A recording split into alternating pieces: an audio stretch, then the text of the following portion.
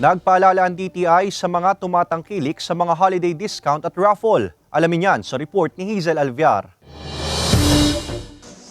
Hindi raw pinapalampas si Aling Rosie ang mga discount at bundle promo sa grocery store na kanyang pinupuntahan sa Batangas City. At kapag pasok ang halaga ng resibo sa mga raffle promos mula sa kanyang mga pinamili, sinasalihan na rin daw niya ito.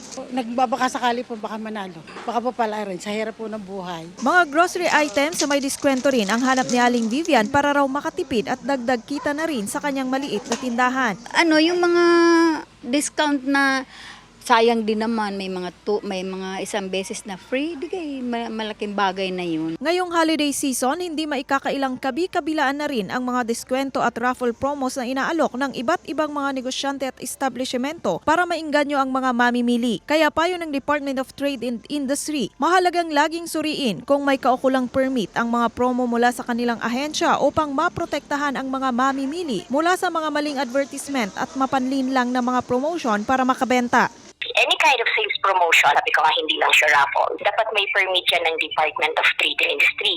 And kung makita nyo nga sa mga posters, nandun sa bottom part ng poster, nakalagay doon kung anong permit number. Payo ng DTI sa mga sumasali sa mga raffle promos, mahalagang ilagay lahat ng mga hinihinging impormasyon at itago ang kalahati ng stub.